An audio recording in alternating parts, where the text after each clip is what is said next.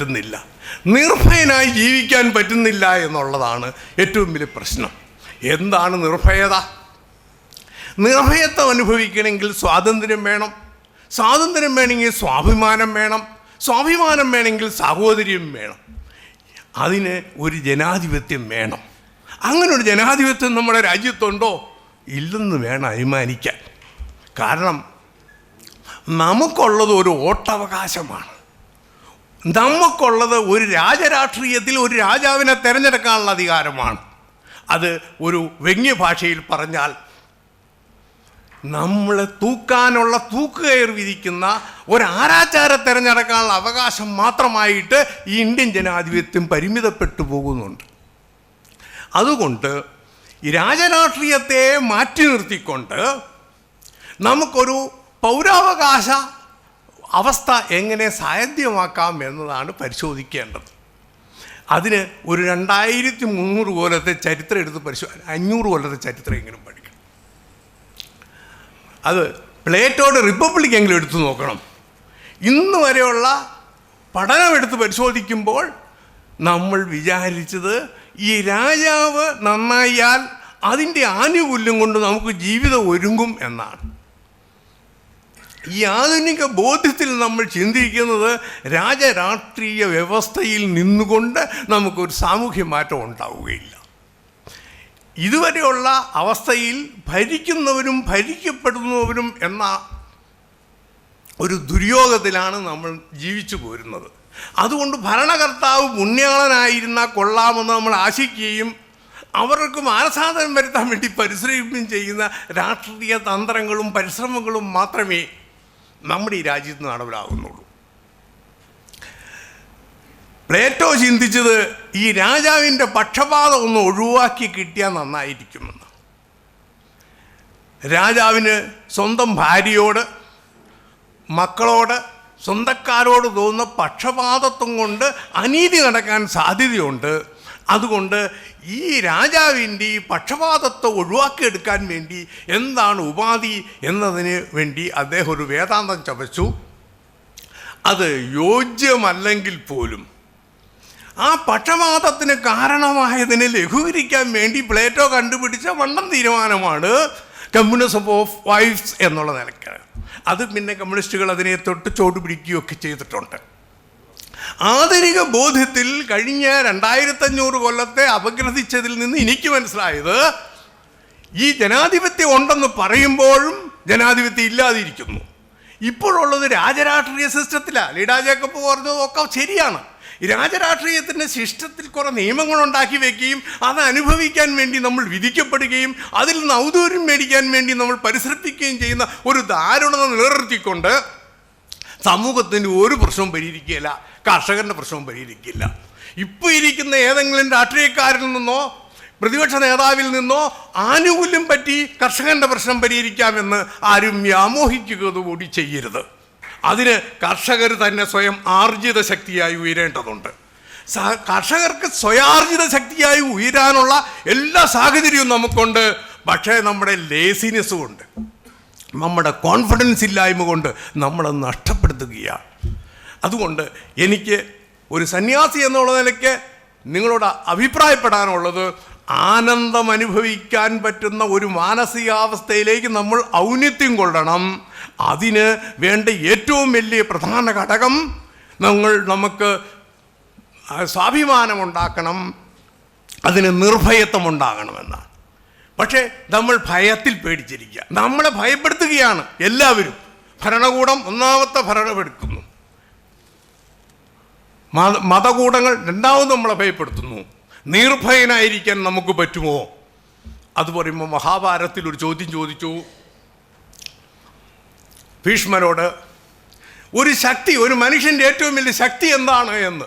അപ്പോൾ ഭീഷ്മർ പറഞ്ഞു, ദുർബലനോട് ക്ഷമിക്കാൻ കഴിയുന്നതാണ് ഒരു മനുഷ്യൻ്റെ ഏറ്റവും വലിയ ശക്തി എന്ന്. ഇവിടെ നമ്മൾ ബലവാനോട് ക്ഷമിക്കാൻ നമ്മൾ തയ്യാറാണ്, നമ്മളാരും ദുർബലനോട് ക്ഷമിക്കാൻ എന്നുള്ള മാനസികാവസ്ഥ നമുക്ക് എത്തുന്നില്ല. ഞാൻ അതിന് ഒരവസ്ഥയും കൂടെ, ഒരു പോയിന്റും കൂടെ, ഒരു പടിയും കൂടെ ഉയർന്ന് ഞാൻ അതിനെപ്പറ്റി ഒരു അപഗ്രഥം നടത്തി. വിരക്തനായിരിക്കുകയാണ് ഏറ്റവും വലിയ ശക്തി. എനിക്കത് വേണ്ടെന്ന് പറയുക, ആ വേണ്ടെന്ന് പറയാനുള്ള ശക്തി നമ്മൾ ആർജിക്കുമ്പോൾ അഭിവൃദ്ധി തന്നെയേ വരും. അതുകൊണ്ടാണ് ഡയോജനീസ് ദ ഗ്രേറ്റ് ആവുന്നത്. അലക്സാണ്ടർ ദ ഗ്രേറ്റ് എന്ന് നാട്ടുകാർ പറഞ്ഞുകൊണ്ട് നടക്കുന്നു. അലക്സാണ്ടർ ദ ഗ്രേറ്റ് അല്ല, പക്ഷേ ഡയോജനീസ് ഗ്രേറ്റ് ആണ്. നിന്നെ ഞാനൊരു രാജ്യത്തിൻ്റെ, ഇന്ത്യ പോലെ ഒരു രാജ്യത്തിൻ്റെ ഗവർണർ ജനറൽ ആക്കാം, എനിക്കൊരു ഉപദേശം തരൂ എന്ന് പറഞ്ഞപ്പോൾ ഡയോജനീസ് പറഞ്ഞു, എനിക്കത് വേണ്ടെങ്കിലോ എന്ന്. ജീവിതത്തിൽ, അലക്സാണ്ടർ ജീവിതത്തിൽ ആരും പോലും എന്തെങ്കിലും ചെറിയ കാര്യത്തിന് വാലാട്ടി ജീവിച്ചത് കൊണ്ടുകൊണ്ട് ഡയോജനീസിൻ്റെ ഈ ഉത്തരം കേട്ട് പുള്ളി അത്ഭുതപ്പെട്ടു പോവുകയും ചെയ്തു. അപ്പോൾ വിരക്തനായിരിക്കുകയാണ് ഏറ്റവും ശക്തി. പക്ഷേ വിരക്തി എന്ന് പറയുന്നത് എന്താണ് എന്നതിനെ സംബന്ധിച്ച് ഒരു ധാരണ നിങ്ങൾക്കുണ്ടാവുന്നത് ഉചിതമാണ്. ഞാനൊരു പുസ്തകം എഴുതിയിരുന്നു, അടുത്ത കാലത്ത് പ്രസിദ്ധീകരിച്ചു. അത്രൈതം എന്നാണ്, ചിലപ്പോൾ ഇവിടെ എത്താൻ സാധ്യതയുണ്ട് നിങ്ങളുടെയൊക്കെ സ്ഥലം. ആ വിരക്തിക്ക് മനസ്സുകൊണ്ട് ത്യജിക്കുകയും അതരം കൊണ്ട് രുചിക്കുകയും ചെയ്യുക എന്നുള്ളതാണ് ആ വിരക്തിയുടെ പ്രത്യേകത. അത് നിങ്ങൾ ശ്രദ്ധാപൂർവം ആ സാഹിത്യ വ്യംഗ്യഭംഗിയെ കണക്കാക്കണം എന്നും ഞാൻ ആശിക്കുകയാണ്. മനസ്സുകൊണ്ട് ത്യജിക്കുകയും അതരം കൊണ്ട് രുചിക്കുകയും ചെയ്യുന്ന ആ മനോഭാവമാണ് ആർജിതമാകേണ്ടതുള്ളത്. അതാണ് ആനന്ദം ആർജിക്കാൻ പറ്റുന്ന ഏറ്റവും ഉദാത്തമായ ഭാവപ്രകടനം. അപ്രകാരം നമ്മൾ സമൂഹത്തിലേക്ക് ചിന്തിക്കുമ്പോൾ ജനാധികാര ജനാധിപത്യം എന്നൊരു നൂതനാശയത്തിന് നിങ്ങളെ നാന്ദി കുറിച്ചിട്ടുണ്ട്. ജനാധിപത്യം എന്ന് പറയണതുമ്പോൾ പഞ്ചായത്ത് രാജ് എന്നോ ഗ്രാമസ്വരാജ് എന്നോ ആരും തെറ്റിദ്ധരിക്കരുത്. അതിന് ഈ ഞാൻ പറഞ്ഞ പ്ലേറ്റോയുടെ യുഗം മുതൽ ഇവിടം വരെയുള്ള, ഈ കാലം വരെയുള്ള പഠനത്തിൽ നിന്ന് മനസ്സിലാക്കിയത്, ഈ രാജാവ് പോലും ഒരു സംവിധാനം ഉണ്ടാക്കി അതിൻ്റെ അടിമയായി നിന്നുകൊണ്ട്, അതിൽ ആശ്രിതനായി നിന്നുകൊണ്ട് നമ്മൾ നേട്ടങ്ങൾ കൊയ്യണം എന്നുള്ള ഒരു വിഡ്ഢി ചിന്തയുടെ പരക്കം പായലാണ്. ആധുനിക ബോധ്യത്തിൽ, ആധുനിക അവസ്ഥയിൽ അതിൽ നിന്ന് നമ്മൾ മാറേണ്ടിയിരിക്കുന്നു. എങ്ങനെ മാറണം? ഭരിക്കുന്നവരും ഭരിക്കപ്പെടുന്നവരും എന്നുള്ള ദ്വന്ദ്വം, അതാണ് ഈ 2500 കൊല്ലത്തെ ചരിത്രത്തിൻ്റെ അവക്ഷിപ്തത. ഇനി ഈ 21ാം നാട്ടിൽ നമ്മൾ തിരുത്തി കുറിക്കേണ്ടത്, ഭരിക്കുന്നവരും ഭരിക്കപ്പെടുന്നുള്ള ദ്വന്ദ്വമില്ല, ദ്വന്ദ്വം അസ്തമിക്കുന്നു. അതായത് നിയമം നിർമ്മിക്കാൻ നിയമസഭകളിൽ ആളുകൾ വേണം, നിയമം പാലിക്കാൻ അനുസരിക്കാൻ പ്രജകൾ പൗരന്മാർ സന്നദ്ധമായിരിക്കണം.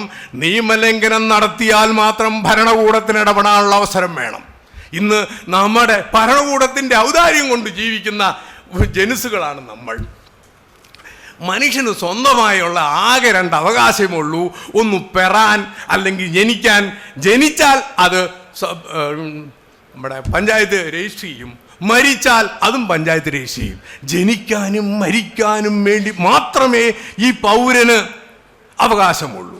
സത്യത്തിൽ ഈ രാജ്യത്തിൻ്റെ അവകാശിയാണ് ഞാനെന്നുള്ള ബോധ്യത്തിൽ ജീവിക്കാൻ നമുക്ക് പറ്റുന്നുണ്ടോ?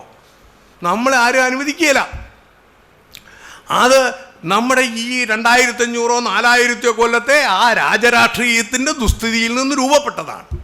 ഇവിടെ ജനാധിപത്യത്തിൽ 5 കാര്യങ്ങളുണ്ട്. ഞാൻ ചുരുക്കി പറഞ്ഞ് അവസാനിപ്പിച്ചോളാം. ഒന്നാമത്തെ കാര്യം, ഭരിക്കുന്നവരും ഭരിക്കപ്പെടുന്നവരുള്ള അവസ്ഥ വേണ്ട.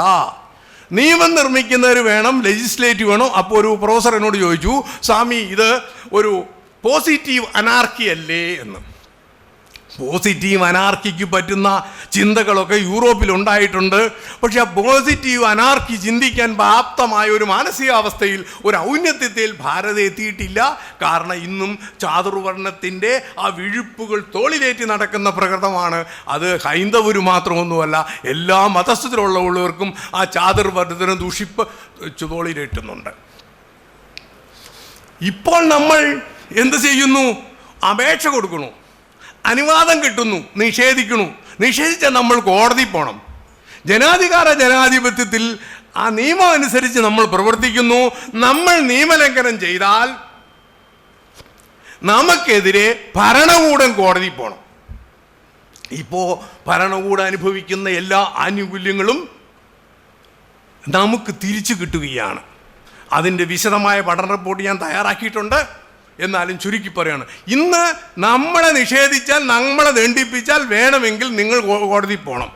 നിങ്ങൾ ആ വക്കീലിന് കൊടുക്കുന്ന പകുതി കാശ് തന്നാൽ ഞാനിവിടെ ഓഫീസ് ശരിയാക്കി തരും, നീ പിന്നെ എന്തിനാണ് നടക്കണേ പൊട്ട എന്നുള്ള നിലയ്ക്കാണ് ഓരോ ഉദ്യോഗസ്ഥനും നമ്മളോട് പെരുമാറുന്നത്. ജനാധിപത്യത്തിൽ നിയമലംഘനം പൗരൻ നടത്തിയാൽ പൗരൻ ഇങ്ങനെ നിയമലംഘനം നടത്തിയിട്ടുണ്ട്, അതിന് അവനെ ശിക്ഷിക്കണമെന്ന് പറഞ്ഞ് അപേക്ഷ കോടതിയിൽ ഇപ്പം ഇരിക്കുന്ന എക്സിക്യൂട്ടീവ് കൊടുക്കണം. അതായത് എക്സിക്യൂട്ടീവിൻ്റെ ദംഷ്ട്രങ്ങൾ, അവൻ്റെ വിഷപ്പല്ലുകൾ ചൂർന്നെടുക്കുന്ന പ്രകൃതിയാണ് ജനാധിപത്യം എന്ന് പറയുന്നത്. അത് എക്സിക്യൂട്ടീവ് വേണം, അതുപോലെ ഇത് സംഗതി വേണം, ജുഡീഷ്യറി വേണം.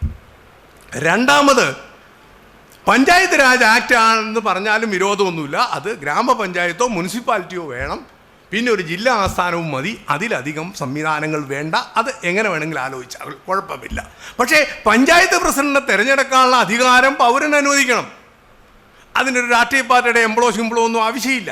അവിടെ നിയമം നിർമ്മിക്കുന്നില്ല, പരിഷ്കാരം ഉണ്ടാക്കുന്നില്ല. നിയമവും പരിഷ്കാരവും ഉണ്ടാക്കുന്ന നിയമസഭയിലും പാർലമെൻറ്റിലും ഒക്കെ ഉള്ളൂ, അവിടെ രാഷ്ട്രീയമാകാം. പക്ഷേ പഞ്ചായത്ത് സ്ഥലത്തിൽ നടക്കുന്നതിന് പഞ്ചായത്ത് പ്രസിഡന്റിനെയോ മുനിസിപ്പൽ ചെയർമാനോ തിരഞ്ഞെടുക്കാനുള്ള അധികാരം അത് പൗരന്മാർക്ക് നേരിട്ട് കൊടുത്താൽ പകുതി പ്രശ്നം തീരും. ഒരു കൊല്ലത്തിൽ ഒരു പ്രസിഡന്റ്, അടുത്ത കൊല്ലം വേറൊരു പ്രസിഡന്റ്. എന്തു വൃത്തികെട്ട സമൂഹം നമ്മുടെ ഒരു പഞ്ചായത്ത് പ്രസിഡന്റ് ആവാൻ വേണ്ടിയുള്ള ഗോഷ്ഠികൾ. മൂന്നാമത്തതാണ് ഏറ്റവും പ്രധാനപ്പെട്ടത്, നിങ്ങൾക്ക് സ്വീകാര്യമാകേണ്ടത്, നിങ്ങൾ മനസ്സിലാക്കേണ്ടത്, കാർഷിക ഉൽപ്പന്നങ്ങൾ വിൽക്കാനുള്ള അവകാശം കർഷകർക്കും കർഷക സഹകരണ സംഘങ്ങൾക്കും അല്ലെങ്കിൽ സംഘങ്ങൾക്കും മാത്രമായി സംവരണം ചെയ്യണമെന്നുള്ളതാണ്. അതോടൊപ്പം അനുബന്ധം കാർഷിക ഉൽപ്പന്നങ്ങൾ സംസ്കരിക്കാനും സംസ്കൃത ഉൽപ്പന്നങ്ങൾ വിൽക്കാനുമുള്ള അവകാശം കർഷക സംഘങ്ങൾക്ക് മാത്രമായി സംവരണം ചെയ്യണമെന്നുള്ളതാണ്. നിങ്ങൾക്കറിയോന്നറിയാൻ പാടില്ല, ശർക്കര ഉണ്ടാക്കി വിൽക്കാൻ ടാറ്റയും ബെർളയും ഒന്നും ഉപയോഗിച്ചിട്ടില്ല. അത് ബ്രിട്ടീഷ് റൂളാണ്. അത് ചെറിയ കമ്പങ്ങൾ ഉണ്ടാക്കാൻ പറ്റൂ, അല്ലെങ്കിൽ ടാറ്റയുടെ ശർക്കര മാർക്കറ്റിൽ വന്നേനെ, അദാനിയുടെ ശർക്കര മാർക്കറ്റിൽ വന്നേക്കണേ. അത് ബ്രിട്ടീഷുകാർ 912 ആണ് ഇവിടെ breeding station, sugar cane breeding station ഏഷ്യയിൽ ആദ്യമായി ബ്രിട്ടീഷുകാർ തുടങ്ങിയത് കോയമ്പത്തൂരാണ്. അപ്പോൾ അന്ന് സിദ്ധാന്തിച്ചതാണ് ഇത് ചെറുകിട ആളുകൾക്ക് തരാം. അപ്പോൾ ഒരു നിയമം ഉണ്ടെങ്കിൽ നിയമത്തിൻ്റെ ബെനിഫിറ്റ് കിട്ടും. ഇന്നത്തെ പ്രശ്നം കാർഷിക ഉൽപ്പന്നങ്ങളുടെ വാല്യൂ അഡീഷൻ എന്നുള്ള മഹനീയമായ പേരിൽ പോകുന്ന ആ വാല്യൂ മുഴുവൻ കൊള്ളയടിക്കപ്പെടുന്ന ഒരു സെഗ്മെൻ്റ് ഉണ്ട്. അതുകൊണ്ട് ആശയമായി നിങ്ങൾ മുന്നോട്ട് വെക്കേണ്ടത്, ഈ പ്രസ്ഥാനം മുന്നോട്ട് കൊണ്ടുവരുന്നത്, കാർഷിക ഉൽപ്പന്നങ്ങൾ വിൽക്കാനുള്ള അവകാശം കർഷകർക്കും കർഷക സംഘങ്ങൾക്കുമായിരിക്കണം. കാർഷിക ഉൽപ്പന്നങ്ങൾ സംസ്കരിക്കാനും സംസ്കൃത ഉൽപ്പന്നങ്ങൾ വിൽക്കാനുമുള്ള അവകാശം കർഷക സംഘങ്ങൾക്കും മാത്രമായി സംവരണം ചെയ്യണം. അപ്പോൾ കർഷകൻ ഒരു ഉത്തരവാദിത്വം ഏറ്റെടുക്കുകയാണ്. ഒന്ന്, കാർഷിക ഉൽപ്പന്നങ്ങൾ ഉണ്ടാക്കി നാട്ടുകാരെ തീറ്റിപ്പോറ്റുന്നതോടൊപ്പം തന്നെ മായമില്ലാത്ത കാർഷിക ഉൽപ്പന്നങ്ങൾ ഉണ്ടാക്കാനുള്ള ഒരു ഗ്യാരണ്ടി, ഒരു സോഷ്യൽ റെസ്പോൺസിബിലിറ്റിയും കൂടി കർഷകൻ ഏറ്റെടുക്കണം. അതാണ് അതിൻ്റെ ഒരു ഭാഗം. അതുകൊണ്ട് അങ്ങനെ വരുമ്പോൾ ഇന്ന് എന്നാ തറവിലയ്ക്ക് വേണ്ടി നമ്മൾ നടക്കുക. ആ സമയത്ത് അങ്ങനെ ഒരു നിയമം വന്നാൽ ഭരണകൂടം MRP നിശ്ചയിക്കും, മാക്സിമം റീറ്റെയിൽ പ്രൈസ് നിശ്ചയിക്കും എന്നുള്ളൊരു ചേഞ്ചാണ് വരാൻ പോകുന്നത്. ഈ ഒരു ആശയം മുന്നോട്ട് വെച്ചാൽ മിനിമം പ്രൈസ് അല്ല, ഇന്ന് പാലിന് 55 രൂപയല്ല 85 രൂപയ്ക്ക് വിൽക്കാൻ പറ്റുന്ന സാമൂഹിക അവസ്ഥകളുണ്ട്. ദരിദ്രമുള്ള സമൂഹമുണ്ട്, അവർക്ക് വേറെ പൊട്ടൻഷ്യൽ ഏർപ്പാടുണ്ട്. 100 രൂപയ്ക്ക് മേടിക്കാൻ മനസ്സുള്ളവർ കൂടിയുണ്ട്, സമൃദ്ധിയുള്ളവരുണ്ട്. 1 ലിറ്റർ പെട്രോളിൻ്റെ വിലയും 1 ലിറ്റർ പാലിൻ്റെ വിലയും ഒന്നായിരിക്കാൻ ഭരണകൂടത്തിന് പ്രാപ്തിയുണ്ടോ എന്നും നമ്മൾ ചിന്തിക്കേണ്ടിയിരിക്കുന്നു. അതുകൊണ്ട് നിങ്ങളുടെ ചിന്താപദ്ധതിയുടെ, നിങ്ങളുടെ മസ്തിഷ്കത്തെ, ചിന്തയെ നവീകരിക്കാൻ വേണ്ടി എനിക്ക് രൂപപ്പെടുത്തിയിട്ടുള്ള ഒരു ആശയത്തിൻ്റെ ചുരുക്കമാണ് കാർഷിക ഉൽപ്പന്നങ്ങൾ വിൽക്കാനുള്ള അവകാശം കർഷകർക്കും കർഷക സംഘങ്ങൾക്കുമാണ്. അത് സംസ്കരിച്ച് വിൽക്കാനുള്ള അവകാശം കർഷക സംഘങ്ങൾ. അപ്പോൾ ഇന്നത്തെ പോലെയുള്ള മായം ചേർക്കൽ, വെജിറ്റബിൾ ഓയിൽസ് മുഴുവൻ മായം കൊണ്ട് നടക്കാൻ പാടില്ലാത്തതാണ്. കുറേ പ്രോബ്ലംസ് ഒക്കെ ഉണ്ടെന്ന് എനിക്കറിയാം, ഞാനത് മനസ്സിൽ വെച്ചിട്ടുണ്ട്, അതിനൊക്കെ പരിഹാരവും ഉണ്ട്. നാലാമത്തതാണ് ഇതിൽ ഏറ്റവും പ്രശ്നം, സ്വാഭിമാനം. ഞാൻ തുടക്കത്തിലേ പറഞ്ഞു, മനുഷ്യന് സ്വാഭിമാനമില്ല. ഇന്ത്യൻ ജനതയുടെ ഏറ്റവും വലിയ കുഴപ്പം സ്വാഭിമാനമില്ലാത്തതാണ്. സെൽഫ് എസ്റ്റീം ഇല്ലാത്ത ഒരു സമൂഹത്തിന് വളരാൻ പറ്റില്ല. സെൽഫ് എസ്റ്റീം ഇല്ലാത്ത ഒരു സമൂഹത്തിന് ആനന്ദം അനുഭവിക്കാൻ പറ്റില്ല. അവന് പറ്റുന്നു സുഖം അനുഭവിക്കാൻ പറ്റും. സുഖം മാത്രം അവൻ്റെ ആത്മാവിൽ നിന്നല്ല അനുഭവിക്കുന്നത്, അത് 5 ഇന്ദ്രിയങ്ങളിൽ നിന്ന് 5 ഭൂതങ്ങളിൽ നിന്ന് അനുഭവിക്കുന്നതിനാണ് സുഖം എന്ന് പറയുന്നത്. പക്ഷെ മനുഷ്യനോട് സുഖം മാത്രം അനുഭവിക്കാനല്ല പറഞ്ഞിരിക്കുന്നത്, മനുഷ്യനോട് ആനന്ദം അനുഭവിക്കാനാണ് പറഞ്ഞിരിക്കുന്നത്. അങ്ങനെ ആനന്ദം അനുഭവിക്കണമെങ്കിൽ ഏറ്റവും വലിയ വരുന്നത് സ്വാഭിമാനം ഉണ്ടാവണം എന്നാണ്. സ്വാഭിമാനത്തിൻ്റെ പ്രശ്നം ലഘൂകരിക്കാൻ ഏറ്റവും പ്രധാനപ്പെട്ട മാർഗം ഇന്ത്യ കണ്ടീഷനിൽ ചെറുകിട സംരംഭകരുണ്ടാവുകയാണ്. ചെറുകിട സംരംഭകം, സ്മാർട്ട് സ്കെയിൽ എൻ്റർപ്രൈസസ്, അത് അല്ലെങ്കിൽ സ്മാർട്ട് സ്കെയിൽ ഇൻഡസ്ട്രി. ചെറുകിട സംരംഭകത്തെ പ്രോത്സാഹിപ്പിക്കുകയും വൻകിട സംരംഭങ്ങൾക്ക് കടിഞ്ഞാണിടുകയും ചെയ്യുമ്പോൾ മാത്രമേ സ്വാഭിമാനം ഉയരുകയുള്ളൂ.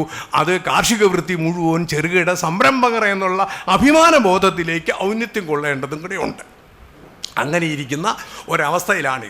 പക്ഷേ അതിനുള്ള ദുർഭോഗം, ഇവിടുത്തെ കുട്ടികളെല്ലാം വിദേശത്തേക്ക് പോവുക. എന്താ വിദേശത്തേക്ക് പോണേ? അവർക്ക് കോൺഫിഡൻസ് ഇല്ല. എൻ്റെ സന്തതി, എൻ്റെ സഹോദരൻ അവനൊരു വ്യവസായം നടത്തട്ടെ എന്ന് പറയാനുള്ള കോൺഫിഡൻസ് ഇല്ല കേരള കണ്ടീഷനിൽ. പക്ഷേ നമ്മുടെ മറ്റ് സംസ്ഥാനങ്ങളിൽ, പ്രത്യേകിച്ച് ഗുജറാത്തിലൊക്കെ അവിടെ ഒരു എൻ്റർപ്രണർ എന്ന് പറയുന്നത് വലിയ കാര്യങ്ങളാണ്. നിർത്തിക്കോളാം. വേഗം നിർത്താം. ഈ മണിയടിച്ച് വർത്താനം പറയാൻ ഒരു സുഖമില്ല, എന്നാലും ഞാൻ നിർത്താൻ പോവാം. അപ്പോൾ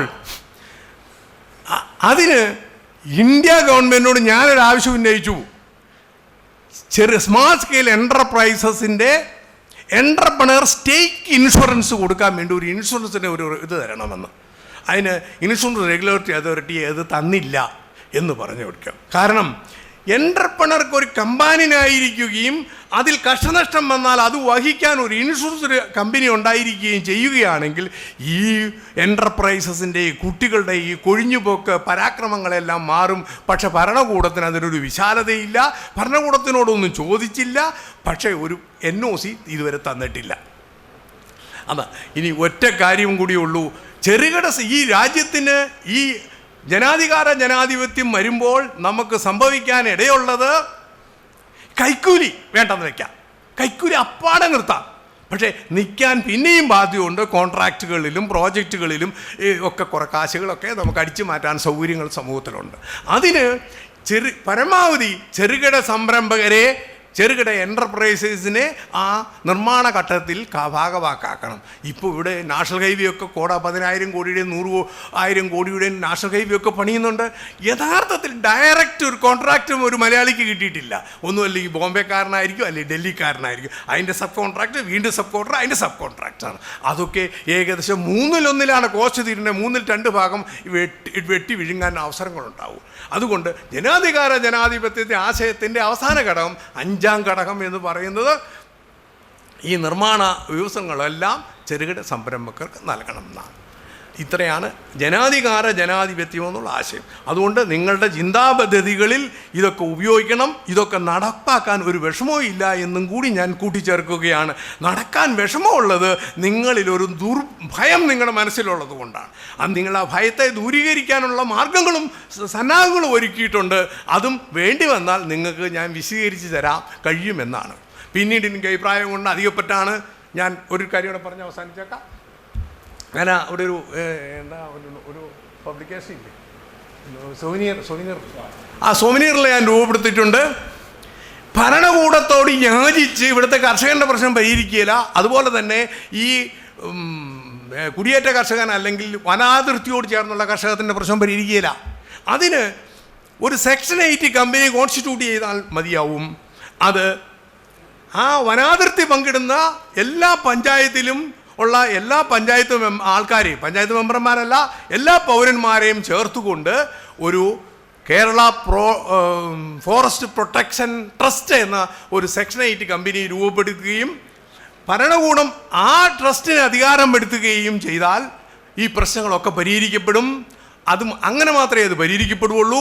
കുറേ പണം തികയാതെ വന്നാൽ CSR ഫണ്ടോ ഡൊണേഷനോ ഒക്കെ ഉപയോഗിച്ച് നമുക്ക് ചെയ്യാം. ഇപ്പോൾ നമ്മുടെ സർദാർ സരോവരം പ്രോജക്റ്റ് ഉണ്ടാക്കിയതും കോടാനുകോടി രൂപയുടെ CSR ഫണ്ടൊക്കെ ഉപയോഗിച്ചാണ്. അങ്ങനെ വരുമ്പോൾ ഒരു 1500 കിലോമീറ്റർ ഏരിയെങ്കിലും വരും. 600 കിലോമീറ്ററേ കേരളത്തിനുള്ളൂ എങ്കിലും വനാതിർത്തി വരുമ്പോൾ 1500 കിലോമീറ്റർ ചെയ്യാൻ പാടില്ല. ശർക്കര ഉണ്ടാക്കി വിൽക്കാൻ ടാറ്റയും ബെർളയും ഒന്നും ഉപയോഗിച്ചിട്ടില്ല. അത് ബ്രിട്ടീഷ് റൂളാണ്. അത് ചെറിയ കമ്പങ്ങൾ ഉണ്ടാക്കാൻ പറ്റും. അല്ലെങ്കിൽ ടാറ്റയുടെ ശർക്കര മാർക്കറ്റിൽ വന്നേനെ, അദാനിയുടെ ശർക്കര മാർക്കറ്റിൽ വന്നേക്കണേ. അത് ബ്രിട്ടീഷുകാർ 912 ആണ് ഇവിടെ breeding station, sugar cane breeding station ഏഷ്യയിൽ ആദ്യമായി ബ്രിട്ടീഷുകാർ തുടങ്ങിയത് കോയമ്പത്തൂരാണ്. അപ്പോൾ അന്ന് സിദ്ധാന്തിച്ചതാണ് ഇത് ചെറുകിട ആളുകൾക്ക് തരാം. അപ്പോൾ ഒരു നിയമം ഉണ്ടെങ്കിൽ നിയമത്തിൻ്റെ ബെനിഫിറ്റ് കിട്ടും. ഇന്നത്തെ പ്രശ്നം കാർഷിക ഉൽപ്പന്നങ്ങളുടെ വാല്യൂ അഡീഷൻ എന്നുള്ള മഹനീയമായ പേരിൽ പോകുന്ന ആ വാല്യൂ മുഴുവൻ കൊള്ളയടിക്കപ്പെടുന്ന ഒരു സെഗ്മെൻ്റ് ഉണ്ട്. അതുകൊണ്ട് ആശയമായി നിങ്ങൾ മുന്നോട്ട് വെക്കേണ്ടത്, ഈ പ്രസ്ഥാനം മുന്നോട്ട് കൊണ്ടുവരുന്നത് കാർഷിക ഉൽപ്പന്നങ്ങൾ വിൽക്കാനുള്ള അവകാശം കർഷകർക്കും കർഷക സംഘങ്ങൾക്കുമായിരിക്കണം. കാർഷിക ഉൽപ്പന്നങ്ങൾ സംസ്കരിക്കാനും സംസ്കൃത ഉൽപ്പന്നങ്ങൾ വിൽക്കാനുമുള്ള അവകാശം കർഷക സംഘങ്ങൾക്കും മാത്രമായി സംവരണം ചെയ്യണം. അപ്പോൾ കർഷകൻ ഒരു ഉത്തരവാദിത്വം ഏറ്റെടുക്കുകയാണ്. ഒന്ന്, കാർഷിക ഉൽപ്പന്നങ്ങൾ ഉണ്ടാക്കി നാട്ടുകാരെ തീറ്റിപ്പോറ്റുന്നതോടൊപ്പം തന്നെ മായമില്ലാത്ത കാർഷിക ഉൽപ്പന്നങ്ങൾ ഉണ്ടാക്കാനുള്ള ഒരു ഗ്യാരണ്ടി, ഒരു സോഷ്യൽ റെസ്പോൺസിബിലിറ്റിയും കൂടി കർഷകൻ ഏറ്റെടുക്കണം. അതാണ് അതിൻ്റെ ഒരു ഭാഗം. അതുകൊണ്ട് അങ്ങനെ വരുമ്പോൾ ഇന്ന് എന്നാ തറവിലയ്ക്ക് വേണ്ടി നമ്മൾ നടക്കുക. ആ സമയത്ത് അങ്ങനെ ഒരു നിയമം വന്നാൽ ഭരണകൂടം MRP നിശ്ചയിക്കും, മാക്സിമം റീറ്റെയിൽ പ്രൈസ് നിശ്ചയിക്കും എന്നുള്ളൊരു ചേഞ്ചാണ് വരാൻ പോകുന്നത്. ഈ ഒരു ആശയം മുന്നോട്ട് വെച്ചാൽ മിനിമം പ്രൈസ് അല്ല, ഇന്ന് പാലിന് 55 രൂപയല്ല 85 രൂപയ്ക്ക് വിൽക്കാൻ പറ്റുന്ന സാമൂഹിക അവസ്ഥകളുണ്ട്. ദരിദ്രമുള്ള ഒരു സമൂഹമുണ്ട്, അവർക്ക് വേറെ പൊട്ടൻഷ്യൽ ഏർപ്പാടുണ്ട്. 100 രൂപയ്ക്ക് മേടിക്കാൻ മനസ്സുള്ളവർ കൂടിയുണ്ട്, സമൃദ്ധിയുള്ളവരുണ്ട്. 1 ലിറ്റർ പെട്രോളിൻ്റെ വിലയും 1 ലിറ്റർ പാലിൻ്റെ വിലയും ഒന്നായിരിക്കാൻ ഭരണകൂടത്തിന് പ്രാപ്തിയുണ്ടോ എന്നും നമ്മൾ ചിന്തിക്കേണ്ടിയിരിക്കുന്നു. അതുകൊണ്ട് നിങ്ങളുടെ ചിന്താപദ്ധതിയുടെ, നിങ്ങളുടെ മസ്തിഷ്കത്തെ, ചിന്തയെ നവീകരിക്കാൻ വേണ്ടി എനിക്ക് രൂപപ്പെടുത്തിയിട്ടുള്ള ഒരു ആശയത്തിൻ്റെ ചുരുക്കമാണ് കാർഷിക ഉൽപ്പന്നങ്ങൾ വിൽക്കാനുള്ള അവകാശം കർഷകർക്കും കർഷക സംഘങ്ങൾക്കുമാണ്. അത് സംസ്കരിച്ച് വിൽക്കാനുള്ള അവകാശം കർഷക സംഘങ്ങൾ. അപ്പോൾ ഇന്നത്തെ പോലെയുള്ള മായം ചേർക്കൽ, വെജിറ്റബിൾ ഓയിൽസ് മുഴുവൻ മായം കൊണ്ട് നടക്കാൻ പാടില്ലാത്തതാണ്. കുറേ പ്രോബ്ലംസ് ഒക്കെ ഉണ്ടെന്ന് എനിക്കറിയാം, ഞാനത് മനസ്സിൽ വെച്ചിട്ടുണ്ട്, അതിനൊക്കെ പരിഹാരവും ഉണ്ട്. 4മത്തതാണ് ഇതിൽ ഏറ്റവും പ്രശ്നം, സ്വാഭിമാനം. ഞാൻ തുടക്കത്തിലേ പറഞ്ഞു, മനുഷ്യന് സ്വാഭിമാനമില്ല. ഇന്ത്യൻ ജനതയുടെ ഏറ്റവും വലിയ കുഴപ്പം സ്വാഭിമാനമില്ലാത്തതാണ്. സെൽഫ് എസ്റ്റീം ഇല്ലാത്ത ഒരു സമൂഹത്തിന് വളരാൻ പറ്റില്ല. സെൽഫ് എസ്റ്റീം ഇല്ലാത്ത ഒരു സമൂഹത്തിന് ആനന്ദം അനുഭവിക്കാൻ പറ്റില്ല. അവന് പറ്റുന്നു സുഖം അനുഭവിക്കാൻ പറ്റും. സുഖം മാത്രം അവൻ്റെ ആത്മാവിൽ നിന്നല്ല അനുഭവിക്കുന്നത്, അത് 5 ഇന്ദ്രിയങ്ങളിൽ നിന്ന് 5 ഭൂതങ്ങളിൽ നിന്ന് അനുഭവിക്കുന്നതിനാണ് സുഖം എന്ന് പറയുന്നത്. പക്ഷെ മനുഷ്യനോട് സുഖം മാത്രം അനുഭവിക്കാനല്ല പറഞ്ഞിരിക്കുന്നത്, മനുഷ്യനോട് ആനന്ദം അനുഭവിക്കാനാണ് പറഞ്ഞിരിക്കുന്നത്. അങ്ങനെ ആനന്ദം അനുഭവിക്കണമെങ്കിൽ ഏറ്റവും വലിയ വരുന്നത് സ്വാഭിമാനം ഉണ്ടാവണം എന്നാണ്. സ്വാഭിമാനത്തിൻ്റെ പ്രശ്നം ലഘൂകരിക്കാൻ ഏറ്റവും പ്രധാനപ്പെട്ട മാർഗം ഇന്ത്യ കണ്ടീഷനിൽ ചെറുകിട സംരംഭകരുണ്ടാവുകയാണ്. ചെറുകിട സംരംഭകം, സ്മാർട്ട് സ്കെയിൽ എൻ്റർപ്രൈസസ്, അല്ലെങ്കിൽ സ്മാർട്ട് സ്കെയിൽ ഇൻഡസ്ട്രി. ചെറുകിട സംരംഭകത്തെ പ്രോത്സാഹിപ്പിക്കുകയും വൻകിട സംരംഭങ്ങൾക്ക് കടിഞ്ഞാണിടുകയും ചെയ്യുമ്പോൾ മാത്രമേ സ്വാഭിമാനം ഉയരുകയുള്ളൂ. അത് കാർഷിക വൃത്തി മുഴുവൻ ചെറുകിട സംരംഭകർ എന്നുള്ള അഭിമാനബോധത്തിലേക്ക് ഔന്നത്യം കൊള്ളേണ്ടതും കൂടെ ഉണ്ട്. അങ്ങനെ ഇരിക്കുന്ന ഒരവസ്ഥയിലാണ്. പക്ഷേ അതിനുള്ള ദുർഭോഗം, ഇവിടുത്തെ കുട്ടികളെല്ലാം വിദേശത്തേക്ക് പോവുക. എന്താ വിദേശത്തേക്ക് പോണേ? അവർക്ക് കോൺഫിഡൻസ് ഇല്ല.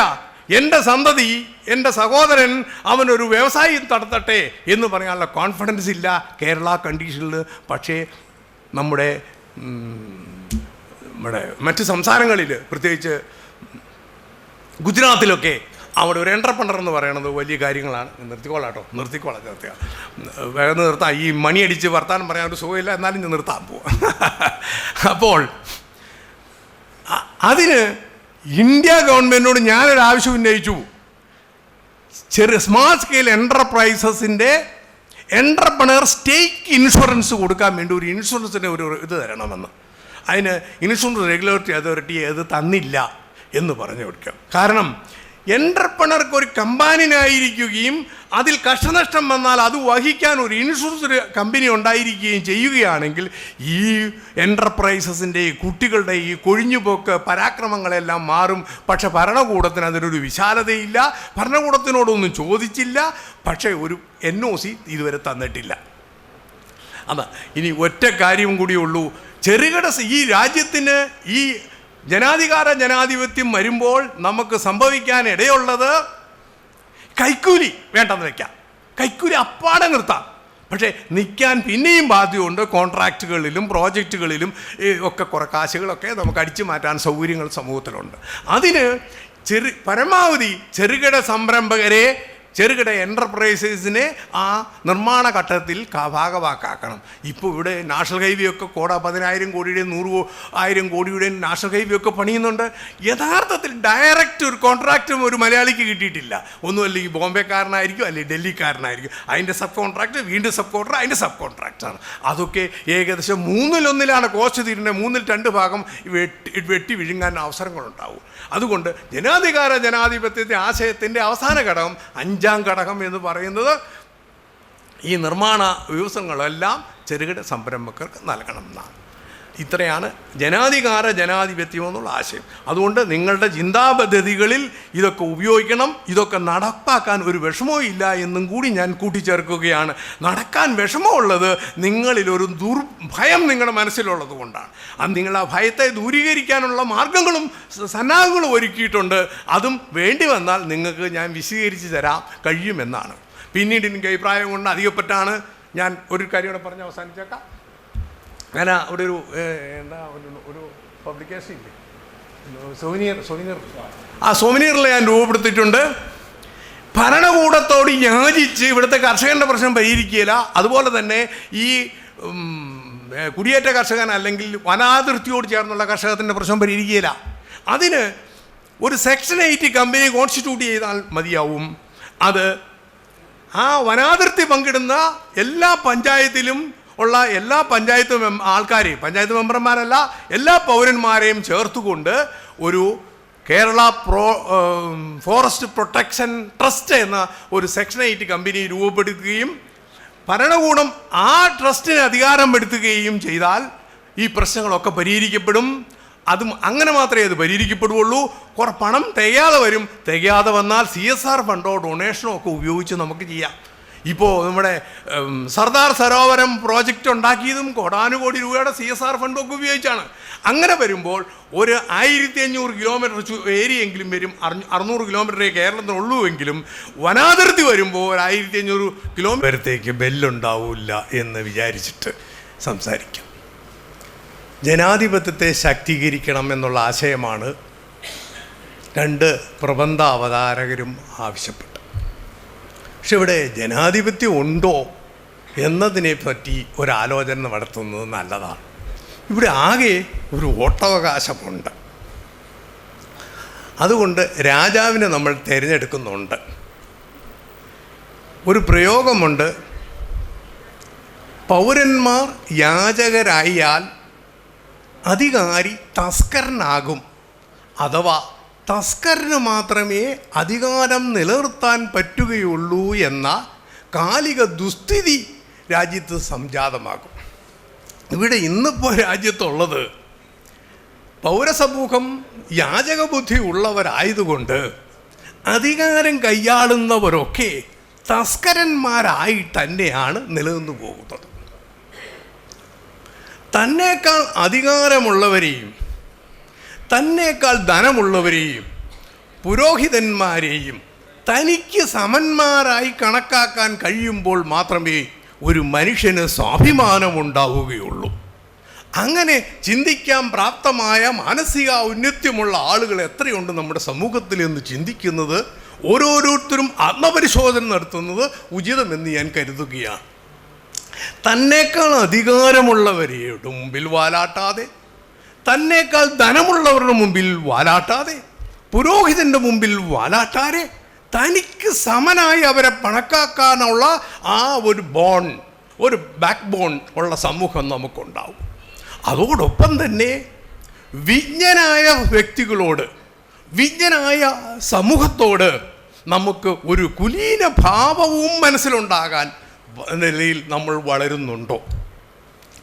അധികാരമുള്ളവനും ധനമുള്ളവരും പുരോഹിതനും കുലീനനാവുകയാണെങ്കിൽ അത് ഏറ്റവും ഉദാത്തമായിരിക്കുകയും ചെയ്യും. ഇവിടെ നമ്മൾ ആലോചിച്ചതൊക്കെ തന്നെ രാജരാഷ്ട്രീയമാണ്. ഞാൻ രാവിലെ പറഞ്ഞത് തന്നെയാണ് പറയാൻ പോകുന്നത്. രാജരാഷ്ട്രീയത്തിൻ്റെ ചുവട് പിടിച്ചു വന്നിരിക്കുന്ന ഈ വ്യവസ്ഥിതിയിൽ നിന്നുകൊണ്ട് നമുക്ക് സമൂഹത്തെ പരിവർത്തനപ്പെടുത്തിക്കളയാമെന്നുള്ള വ്യാമോഹത്തിലാണ് പ്രബന്ധ അവതാരകരൊക്കെ പരാമർശിക്കപ്പെട്ടിട്ടുള്ളത്. ഇതിന് മുമ്പത്തെ സെഷൻ എടുത്തൊന്ന് പരിശോധിച്ച് നോക്കി, നമ്മുടെ ബിജു പ്രഭാകരൻ്റെ ദീനരോദനം നമ്മൾ കേട്ടതാണ്. അദ്ദേഹം ഒരു പ്രമുഖനായ IAS കാരനായിരുന്നിട്ടും അദ്ദേഹത്തിൻ്റെ മനസ്സിൽ ഈ സമൂഹത്തെ, ഈ വ്യവസ്ഥയെ, ഈ സിസ്റ്റത്തെ, ഈ കഷ്ടത്തെ ഒന്ന് നവീകരിക്കണമെന്ന് വിചാരിച്ചിട്ട് പുള്ളിക്ക് ഒന്നും കഴിയാതെ പിരിഞ്ഞു പോകുന്ന അവസ്ഥ.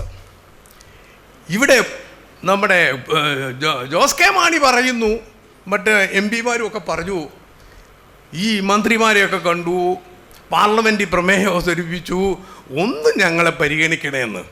അവരും ദീനരോധനത്തിലാണ്. എന്തെന്നാൽ ഒരു വ്യവസ്ഥിതിയുടെ ഗുണഭോക്താക്കളാകുന്നിരിക്കുന്ന എക്സിക്യൂട്ടീവിനെ ചൊൽപ്പടിക്ക് നിർത്താൻ കഴിയാത്ത ഒരു ജനാധിപത്യവും ജനാധിപത്യമേ അല്ല. പിന്നെ ആരുടെയോ ഭാഗ്യം കൊണ്ട് ബ്രിട്ടീഷുകാർ വന്നുപോയതുകൊണ്ട് ഒരു വോട്ടവകാശ ജനാധിപത്യം കിട്ടി എന്നതിലതീതമായി എന്തെങ്കിലും കിട്ടിയോ എന്ന് നമ്മൾ നോക്കണം.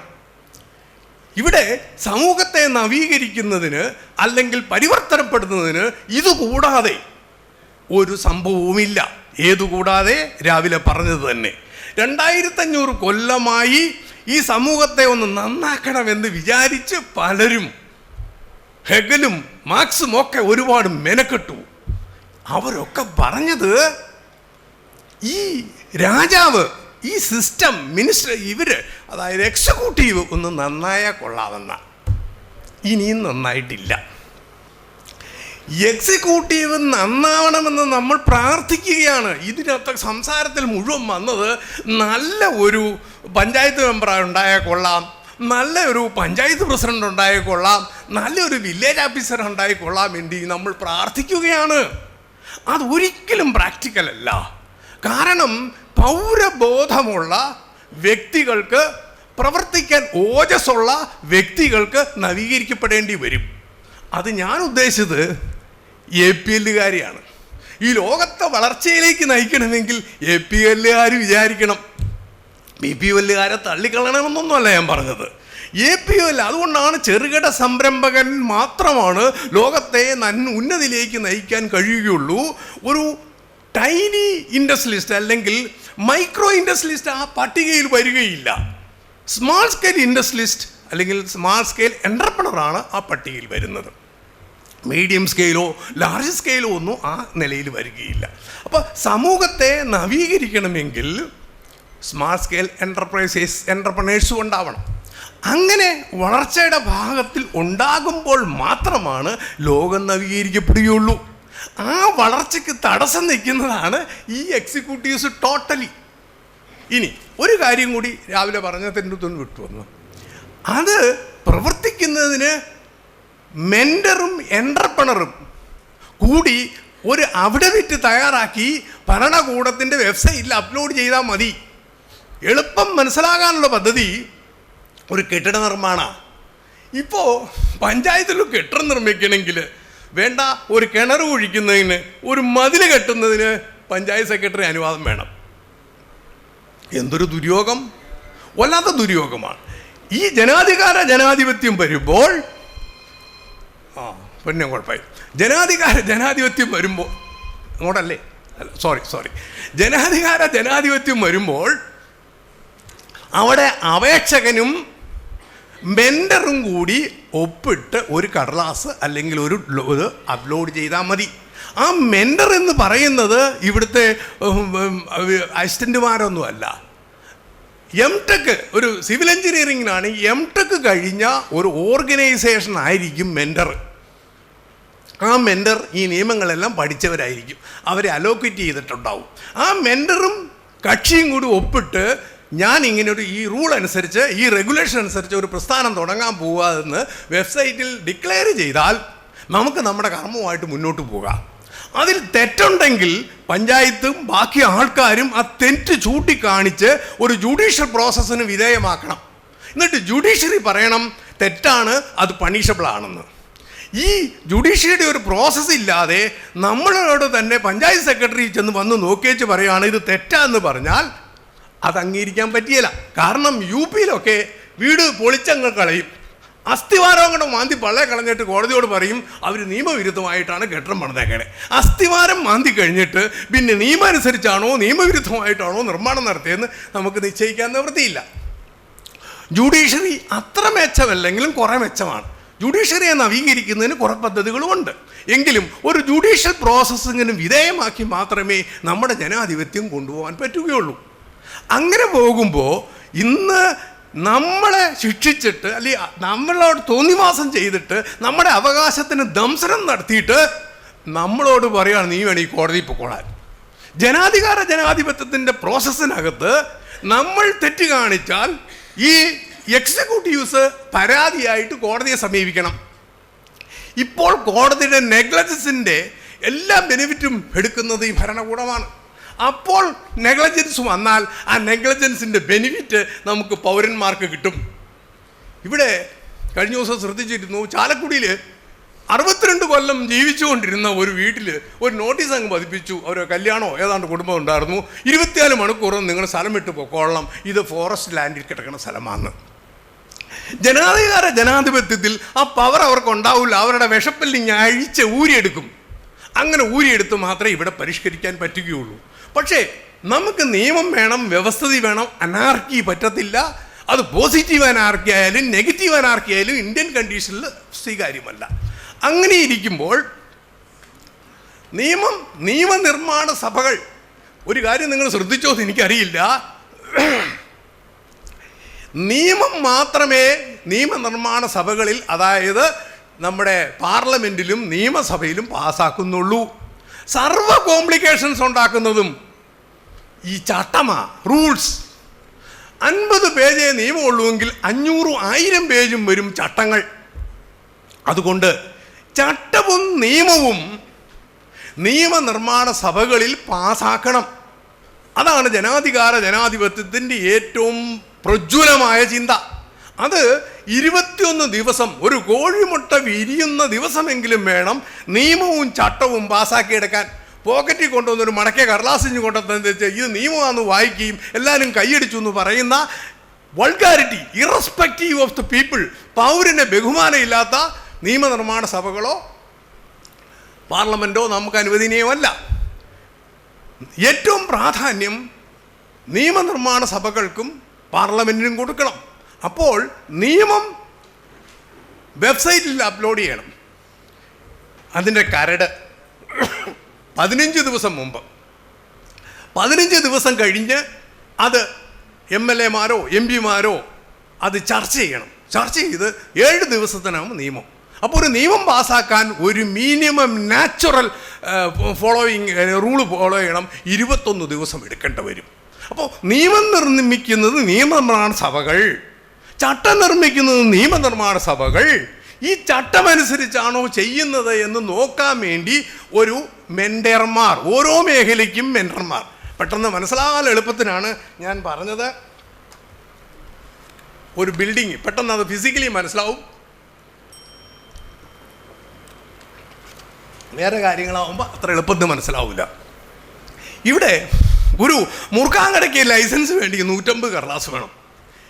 ഏറ്റവും കൂടുതൽ കോടാനുകോടിയുടെ ആസ്തി കൈകാര്യം ചെയ്യുന്നതാണ് ചാർട്ടേഡ് അക്കൗണ്ടൻറ്റ്. ഈ ചാർട്ടേഡ് അക്കൗണ്ടൻറ്റ് ഒരു ഒപ്പിട്ട് കൊടുത്താൽ, നമ്മൾ കൂടെ ഒപ്പിട്ട് കടലാസ് കൊടുത്താൽ ബാങ്കുകാരും വിശ്വസിക്കും, സമൂഹവും വിശ്വസിക്കും. നിർത്താനാണോ പറഞ്ഞേ? സന്തോഷം, ഇപ്പം നിർത്തിയേക്കാം. അപ്പോൾ അത് അങ്ങനെ തീരും. എങ്ങനെ? ഇത് കൂടാതെ നമുക്ക് സമൂഹത്തിൽ മാറ്റം ഉണ്ടാക്കാൻ പറ്റുന്നത് ഈ ചാർട്ടേഡ് അക്കൗണ്ടൻ്റ് പ്രവൃത്തി ചെയ്യുന്നത് പോലെ നമുക്ക് സമൂഹത്തിൽ ചിന്താപദ്ധതിയുള്ള ആളുകൾ ഒപ്പിട്ടാൽ ഈ മെൻറ്റർമാരെ ഉപയോഗിച്ച് നമുക്ക് ഈ കാര്യങ്ങൾ നടത്തിക്കൊണ്ട് പോകാം. അതുകൊണ്ട് നമ്മൾ പഠിക്കേണ്ടതും ചിന്തിക്കേണ്ടതും ഒന്നു മാത്രമേ ഉള്ളൂ, ജനാധിപത്യം പ്രയോഗത്തിലാകണം.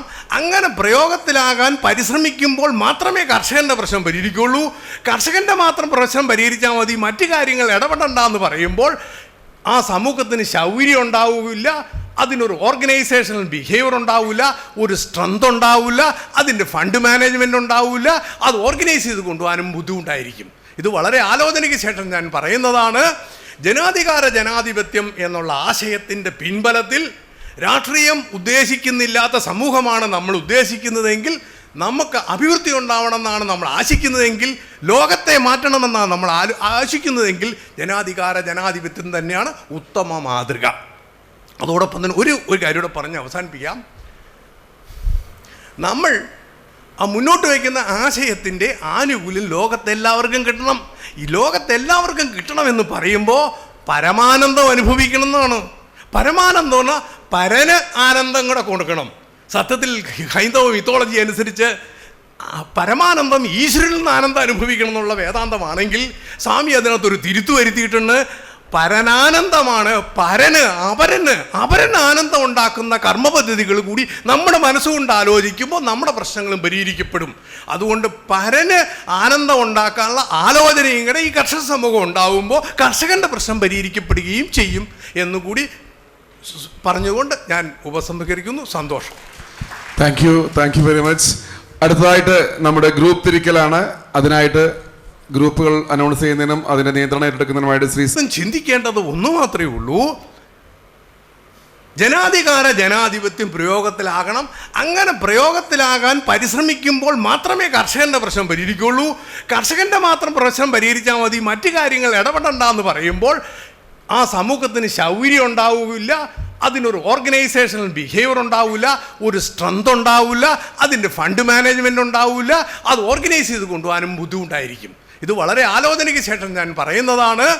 ജനാധിപത്യം എന്നുള്ള ആശയത്തിൻ്റെ പിൻബലത്തിൽ രാഷ്ട്രീയം ഉദ്ദേശിക്കുന്നില്ലാത്ത സമൂഹമാണ് നമ്മൾ ഉദ്ദേശിക്കുന്നതെങ്കിൽ, നമുക്ക് അഭിവൃദ്ധി ഉണ്ടാവണമെന്നാണ് നമ്മൾ ആശിക്കുന്നതെങ്കിൽ, ലോകത്തെ മാറ്റണമെന്നാണ് നമ്മൾ ആശിക്കുന്നതെങ്കിൽ ജനാധിപത്യം തന്നെയാണ് ഉത്തമ മാതൃക. അതോടൊപ്പം തന്നെ ഒരു കാര്യം കൂടെ പറഞ്ഞ് അവസാനിപ്പിക്കാം. നമ്മൾ ആ മുന്നോട്ട് വയ്ക്കുന്ന ആശയത്തിൻ്റെ ആനുകൂല്യം ലോകത്തെല്ലാവർക്കും കിട്ടണം. ഈ ലോകത്തെല്ലാവർക്കും കിട്ടണമെന്ന് പറയുമ്പോൾ പരമാനന്ദം അനുഭവിക്കണം എന്നാണ്.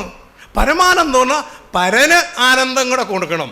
സത്യത്തിൽ ഹൈന്ദവ മിത്തോളജി അനുസരിച്ച് പരമാനന്ദം ഈശ്വരനിൽ നിന്ന് ആനന്ദം അനുഭവിക്കണം എന്നുള്ള വേദാന്തമാണെങ്കിൽ സ്വാമി അതിനകത്തൊരു തിരുത്തു വരുത്തിയിട്ടുണ്ട്. പരനാനന്ദമാണ് അപരന് ആനന്ദം ഉണ്ടാക്കുന്ന കർമ്മപദ്ധതികൾ കൂടി നമ്മുടെ മനസ്സുകൊണ്ട് ആലോചിക്കുമ്പോൾ നമ്മുടെ പ്രശ്നങ്ങളും പരിഹരിക്കപ്പെടും. അതുകൊണ്ട് പരന് ആനന്ദം ഉണ്ടാക്കാനുള്ള ആലോചനയും കൂടെ ഈ കർഷക സമൂഹം ഉണ്ടാവുമ്പോൾ കർഷകൻ്റെ പ്രശ്നം പരിഹരിക്കപ്പെടുകയും ചെയ്യും എന്നുകൂടി പറഞ്ഞുകൊണ്ട് ഞാൻ ഉപസംഹരിക്കുന്നു. സന്തോഷം. Thank you very much. അടുത്തതായിട്ട് നമ്മുടെ ഗ്രൂപ്പ് തിരിക്കലാണ്. അതിനായിട്ട് ഗ്രൂപ്പുകൾ അനൗൺസ് ചെയ്യുന്നതിനും അതിന്റെ നിയന്ത്രണം ഏറ്റെടുക്കുന്നതിനുമായിട്ട് ശ്രീ